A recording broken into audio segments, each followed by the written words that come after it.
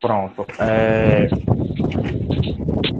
Como já é de conhecimento de vocês sabem que semana que vem vai ser a avaliações mensais do quarto trimestre. Aí, o conteúdo de história do quarto trimestre vai ser o Brasil colonial. Foi que a gente começou a falar sobre. Não, mano, é nem grande. A gente falou sobre o primeiro contato com os indígenas, que foi a unidade 7.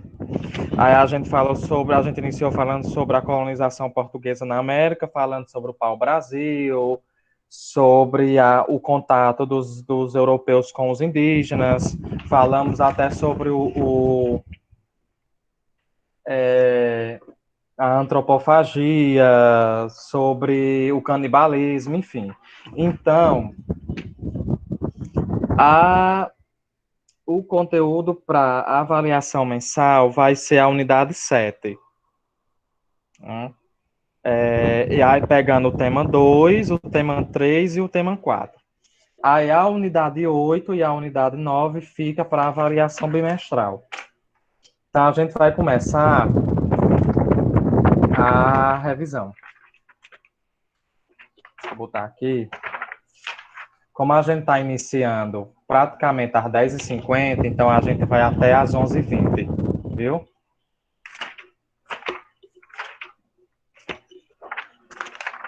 Deixa eu botar aqui na minha página. 163.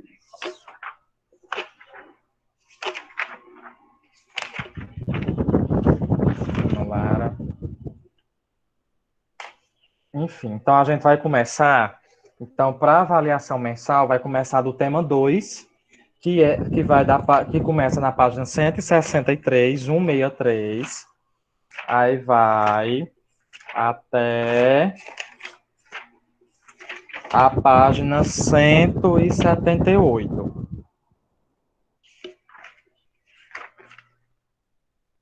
Professor, eu vou ali beber água e voltar. Tá bom. Deixa eu espelhar aqui.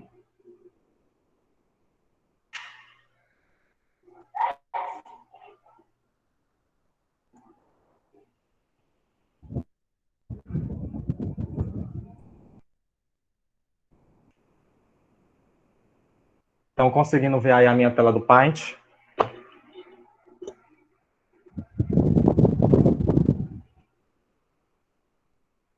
Não, né? Deixa eu ver quem está entrando. Sim, José sim, sim. Vitor. Pronto. Ó, então vamos lá. O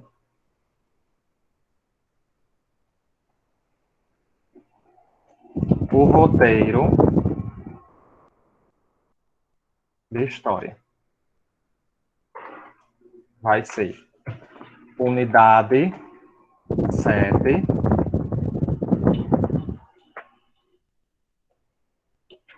temas 2, 3 e 4.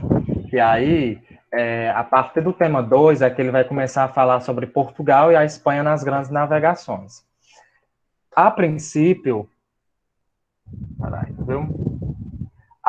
a gente tem que entender o que foram essas grandes navegações. Porque foi através dessas grandes navegações em que houve-se a descoberta do Novo Mundo, e aí lembrando que esse Novo Mundo era um novo mundo para a galera lá da Europa. E essas grandes navegações, vamos lá, primeiro, grandes navegações.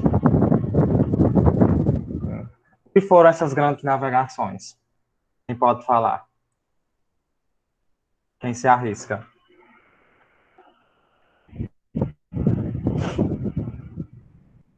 Alguém? O pior é que eu não faço nem a mínima ideia do que. Eu já ouvi falar, mas eu não faço a mínima ideia do que Alguma é. alma caridosa que se Grandes arrisca? navegações. Sim. O que é que vocês entendem por grandes navegações? Uma, Grandes navegações. que eram Eu acho que era quando os portugueses, tipo, já começaram a escravizar. E eles, as navegações... Ai, meu Deus, não sei explicar. Mas eu acho que, tipo, tinha vários escravos lá que eles estavam transportados para outro local, para ser Pronto. vendidos. A escravidão, ela é um resultado dessas grandes navegações. Por quê? Ah, meu Deus. As grandes navegações partiu do princípio de que a Europa, ela estava em crise. A Europa, ela estava em crise. Por que essa crise? Porque o feudalismo estava em crise. Aconteceu as reformas protestantes. Aconteceu a Guerra dos 100 Anos. Aconteceu na Europa a disseminação da peste negra e da peste bubônica. Aí teve as revoltas camponesas, as jequeres, que foram quando os camponeses lá da Europa foram para as cidades fazer rebelião, foram se revoltar com as péssimas condições de vida que eles estavam vivendo. Então a Europa, ela estava destruída, ela estava acabada. A Europa não estava valendo um pique-podre, como diz a história. Aí o que foi que aconteceu? As coroas portuguesas, espanholas, que foram, Portugal e Espanha, elas foram as precursoras das grandes navegações.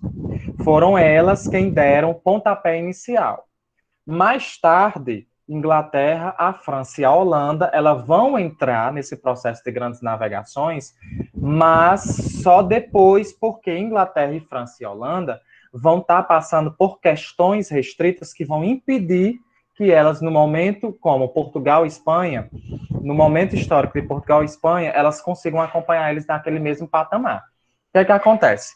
Grandes navegações foi o momento em que as potências europeias começaram a ir para alto mar e a buscar outros territórios, em que esses territórios dessem condições da Europa sair da crise. E aí, uma das características que eles queriam encontrar era a famosa, o caminho aí para se chegar às Índias, né? As famosas Índias. Só que eles queriam chegar às Índias pelo Oriente. Oi? Eles não chegavam pelo Oriente, eles queriam. Eles não acreditavam que vindo pelo Ocidente, eles acreditavam que vindo pelo Ocidente eles iriam chegar às Índias, só que eles não esperavam que antes de chegar às Índias ia ter a América, onde nós estamos hoje. Então, foi uma surpresa quando, por exemplo, Cristóvão Colombo ele chegou na região da América Central e que percebeu que aquela terra que ele descobriu, que ele chegou ali, não era as Índias. Né? E que a chegada pelo Oriente, no caso da expedição de Cristóvão Colombo, porque a história diz que, de Pedro Álvares, de que ele, Portugal, quando chamou ele para fazer, meu amigo Pedro Álvares, você vai ali para as Índias pelo Oriente, só que você vai contornando o litoral africano, né? Só que aí reza a lenda que ele fez um desvio, e aí esse desvio fez com que ele chegasse até aqui onde hoje é o Brasil. Só que, a princípio, eles não acreditavam que existiam terras que se poderia chegar às Índias pelo Ocidente, mas eles não acreditavam que tinham terras entre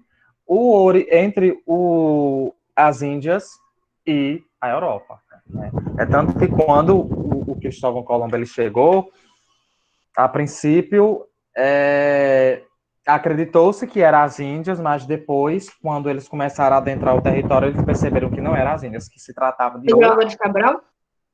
Cristóvão Colombo. E tá, detalhe, entendi. o Cristóvão Colombo, ele queria vir nas caravelas da metrópole portuguesa. Só que Colombo, ele tinha a percepção de que ele queria chegar às Índias pelo Ocidente. Aí ele chega para o rei de Portugal, né, falando dessa perspectiva dele, só que a metrópole portuguesa diz não. Diz não porque o Pedro Álvares Cabral já estava em alto mar e a metrópole portuguesa não ia investir em outras caravelas, sendo que já tinha investido nas caravelas de Pedro Álvares Cabral e Pedro Álvares já estava em alto mar, né, ali contornando a costa africana, o periplo africano, como se chama. E aí o que foi que Colombo fez? Foi para a Espanha. E aí o rei espanhol bancou a expedição de Cristóvão Colombo, porque a Espanha acreditou de que existiam terras indo pelo Ocidente, só que a princípio, porque as grandes navegações elas estavam baseadas nos princípios do mercantilismo. E quais eram as características desse mercantilismo? Primeira característica dele, colonização. Colonização está relacionada a colonizar. Você se apropriar de um território e extrair as riquezas que aquele território possui. Só que, a partir dessa colonização, foi criado o famoso Pacto Colonial. O que foi esse Pacto Colonial? Todas as riquezas que eram extraídas, né? Cada potência europeia tinha o seu território que estava colonizando. Toda riqueza que era extraída devia voltar para a sua metrópole. No caso do Brasil, o ouro que foi encontrado aqui, os diamantes que foram encontrados, a cana-de-açúcar, as especiarias, que a gente vai falar mais à frente sobre as especiarias, que elas foram extremamente importantes para esse comércio transatlântico, toda a riqueza voltava para a metrópole. E aí esse pacto colonial ficou também direcionado à Espanha, não iria se intrometer na economia portuguesa, e Portugal não iria se intrometer na economia francesa, e assim sucessivamente. Então, foi feito um pacto entre as potências. E aí, dentro desse mercantilismo, né, tem 3 características, sendo que uma delas é a colonização. A outra característica é balança comercial favorável. O que é que isso significa? É você vender mais e comprar menos.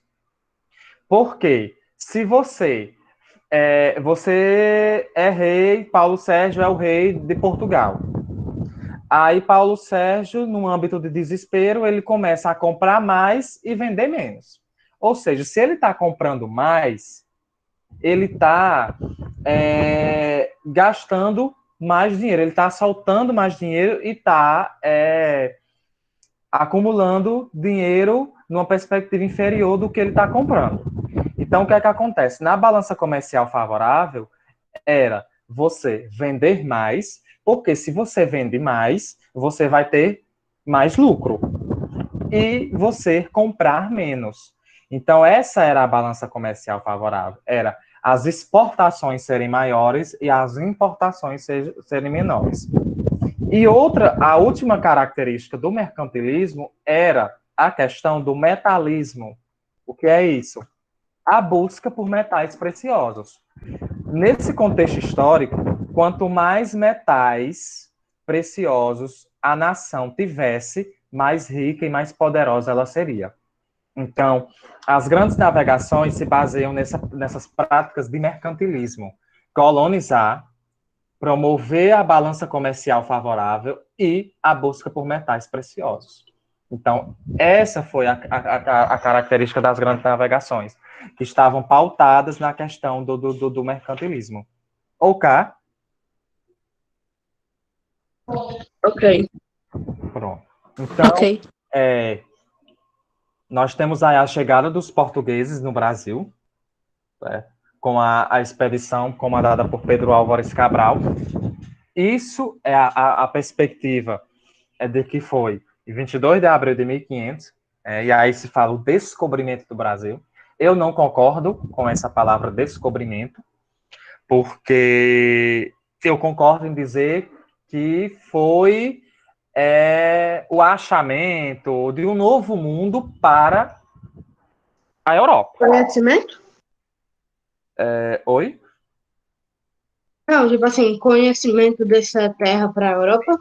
Porque quando a ideia de novo mundo era um novo mundo para a Europa, né? Porque a Europa ela não tinha conhecimento de que você saindo do Ocidente, pelo Ocidente, você ia chegar ao continente americano. Então, esse novo mundo era para o europeu, porque aqui já tinham tribos indígenas, populações indígenas, né? Tinha requisitos de maias, incas e astecas aqui na América.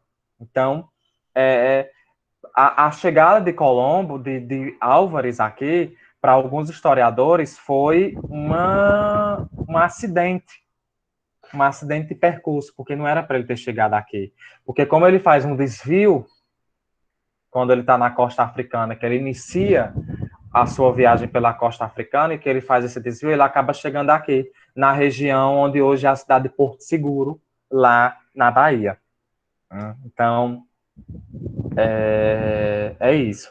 E aí a gente tem o Cristóvão Colombo, que Colombo não era apenas um aventureiro ambicioso, existe esse relato de que ele tinha essa ambição, esse desejo, esse espírito aventureiro. Ele era um cara que não tinha medo do que o alto mar poderia trazer.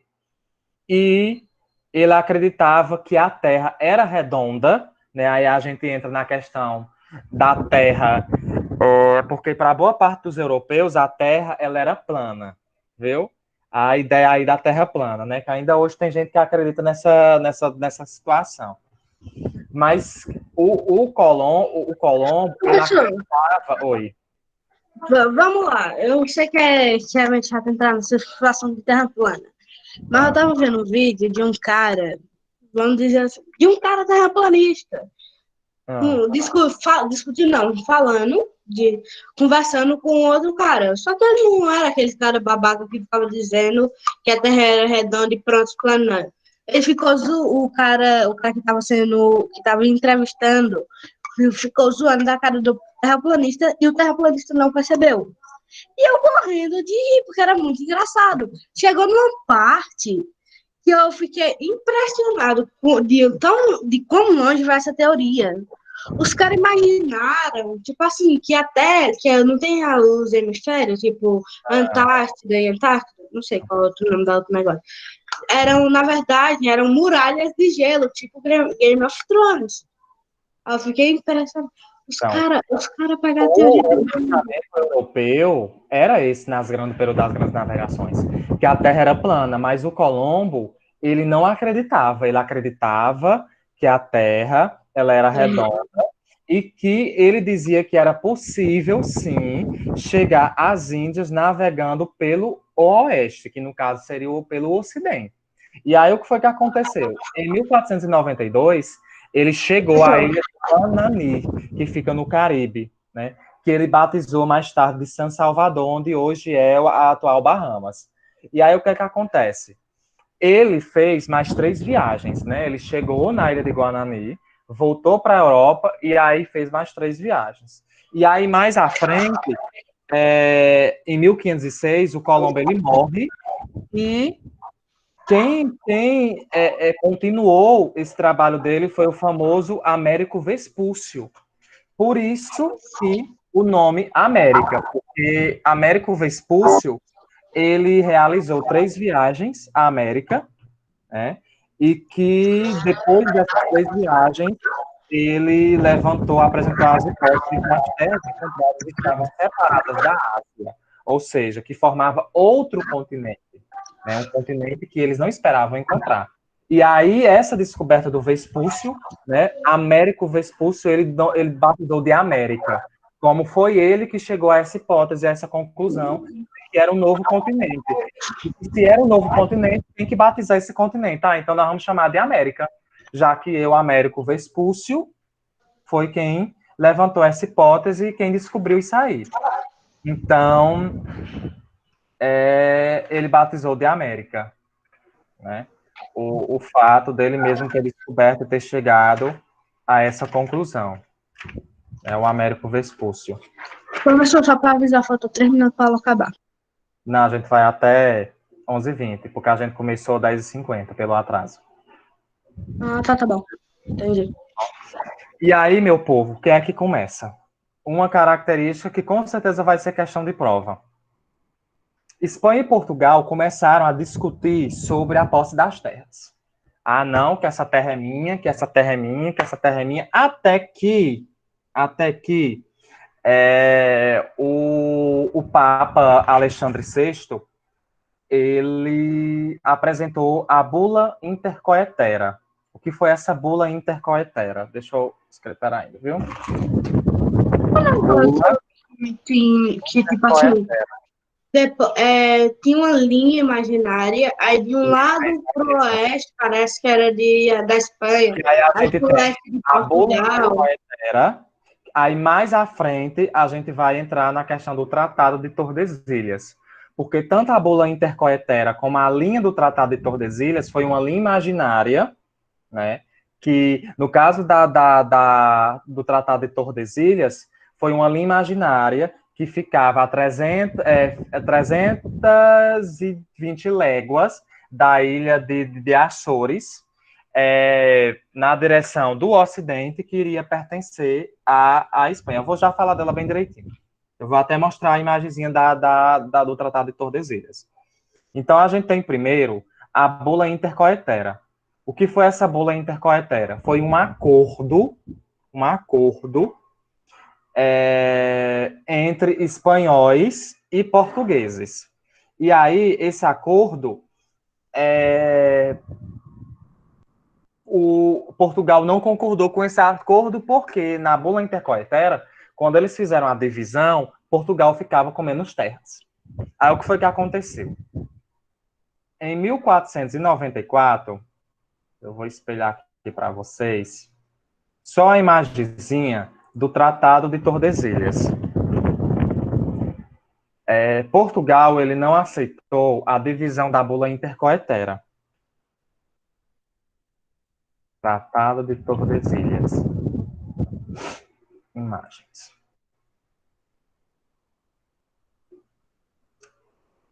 Pronto. Deixa eu pegar aqui uma.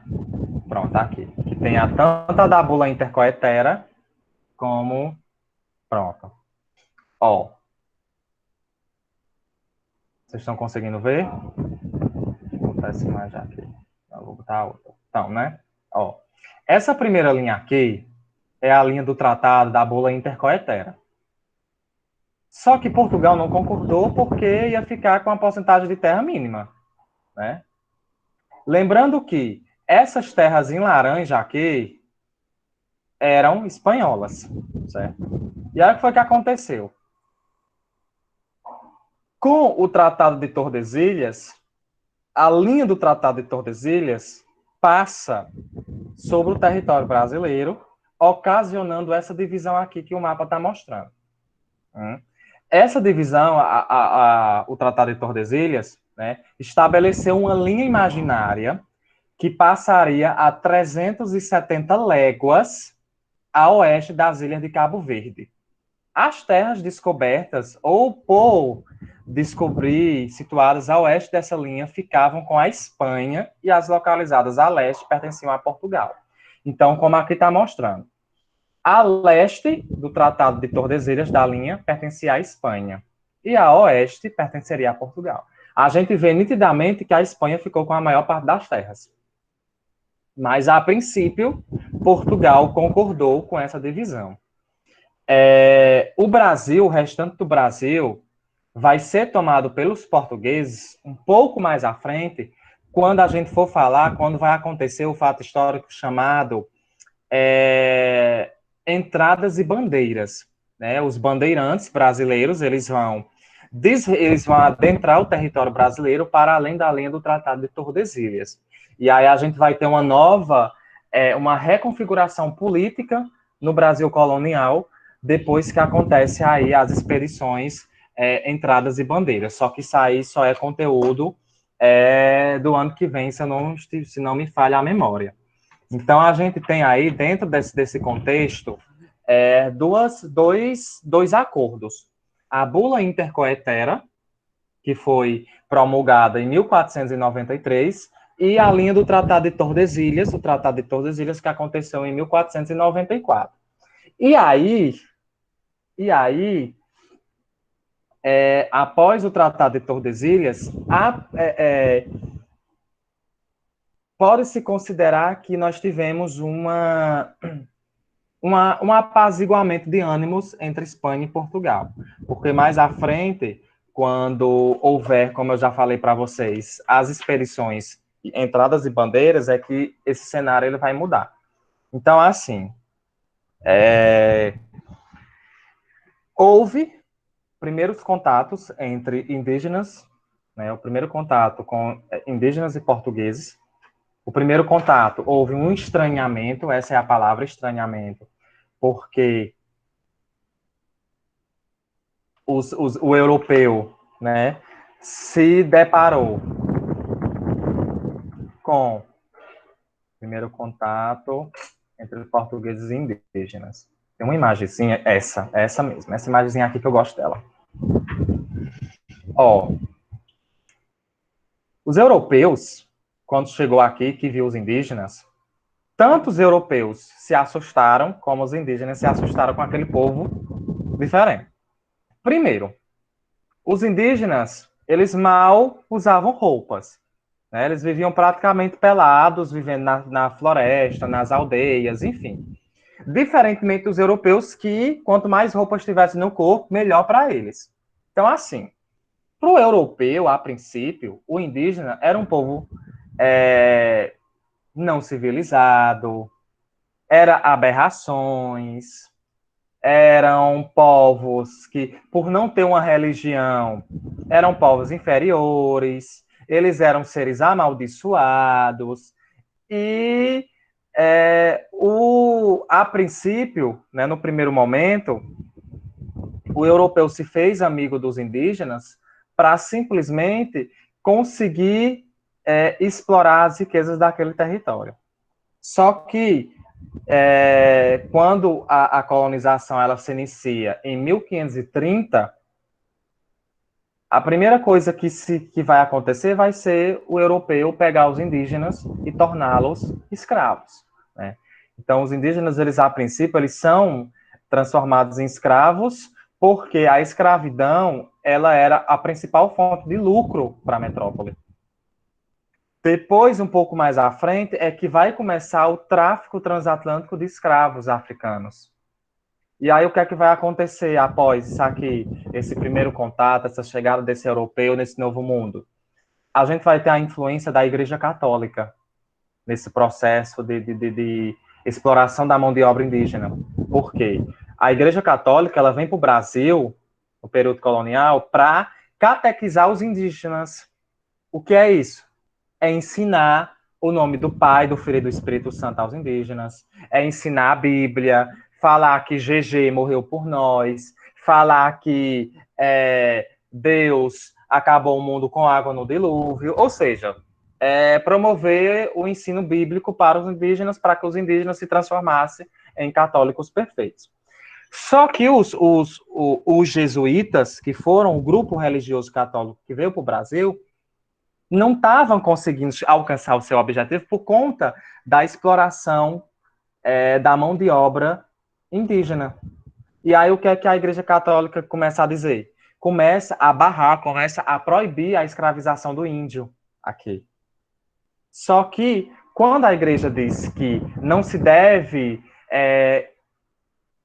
escravizar o indígena, porque o indígena tinha alma, que o indígena estava sofrendo um processo de educação religiosa, que a igreja precisava de novos fiéis, porque a igreja tinha perdido fiéis por conta das reformas protestantes. Aí a igreja compra uma briga com a metrópole portuguesa, porque a mão de obra escrava indígena dava lucro para a metrópole. E aí o que é que vai acontecer?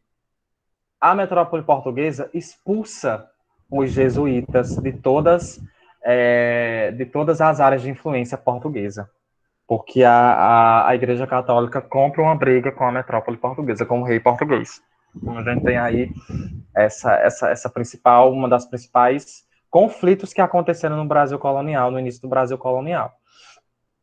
E aí, os indígenas, no caso da catequização, os jesuítas pegavam e aldeavam os indígenas em uma determinada área, né? É o que a gente chama de aldeamento, os primeiros aldeamentos. E aí, nesses aldeamentos, os jesuítas construíram pequenas escolas, né, de palha, enfim, para levar esses indígenas para essa escola para que eles sofressem um processo de catequização. Só que, a princípio, os indígenas, eles relutaram, eles confrontaram, eles entraram em conflitos, guerrearam, porque eles não queriam ser catequizados. Eles não queriam ser catequizados, porque eles tinham a própria cultura deles. Né? Eles tinham uma religião, que era a religião animista, que eles acreditavam nas forças da natureza, e eles entraram em conflitos. Então, era conflito de colonizadores com indígenas, indígenas com jesuítas, jesuítas com colonizadores. Então, eram conflitos aí em massa que estavam acontecendo. Né? Então, esses são os primeiros sinais aí de uma colonização que estava se iniciando e